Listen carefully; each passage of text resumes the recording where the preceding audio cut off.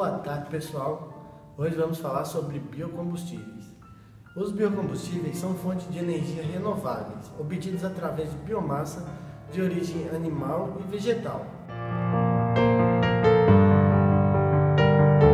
Sabe-se que o biocombustível sempre existiu, e sua aplicação é antiga e muito extensa. Mas o que fez com que ele virasse moda nos últimos anos foi principalmente uma melhora na sua utilização e o crescente aumento do preço do petróleo, aliado também ao apelo ambiental.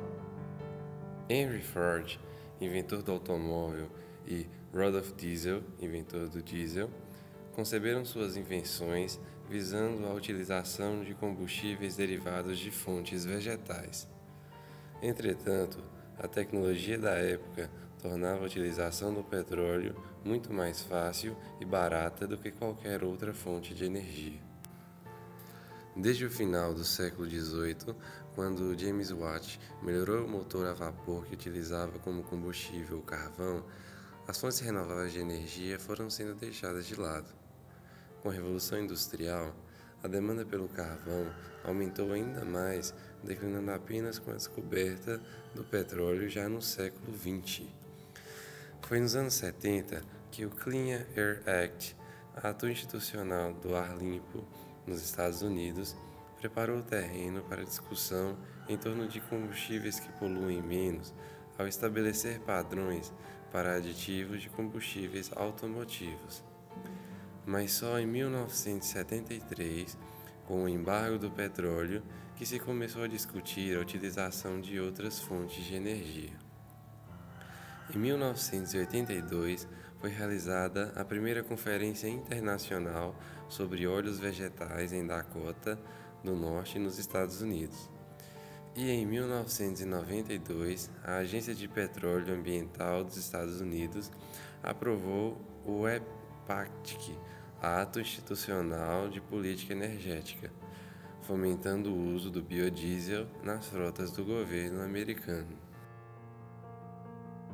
As principais razões para o interesse dos biocombustíveis são diminuir a dependência externa do petróleo por razões de segurança de suprimento ou impacto na balança de pagamento, minimizar os efeitos das emissões veiculares na poluição local, principalmente em grandes cidades, controlar a concentração de gases de efeito estufa na atmosfera.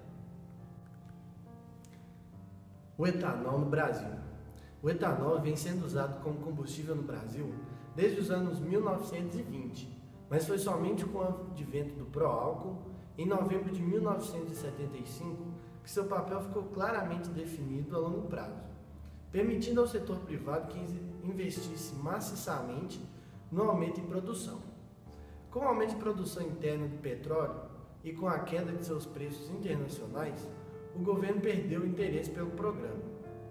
Assim, sem o apoio do governo, o que manteve o programa pró-álcool vivo foi a obrigatoriedade do uso do anidro na mistura com gasolina e a velha frota de carros a álcool.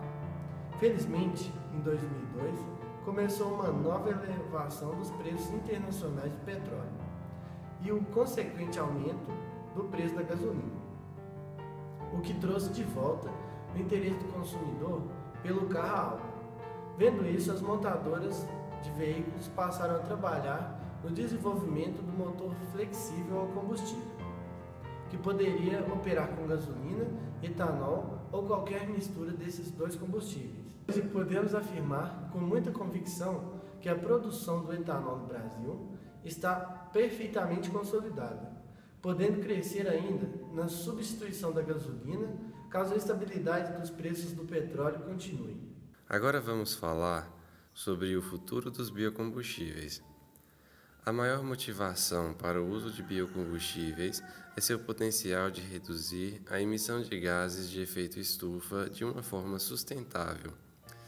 Toda a produção mundial de biocombustíveis se baseia hoje nas chamadas tecnologias de primeira geração, isso é, produção de etanol a partir de açúcares ou amidos, e biodiesel de óleos vegetais ou gordura animal.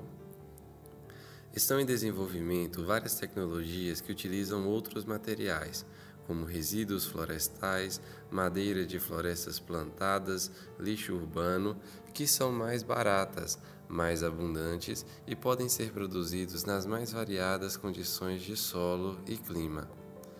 O etanol já é hoje um grande sucesso no Brasil como substituto da gasolina e seu futuro é promissor com o advento das tecnologias de segunda geração.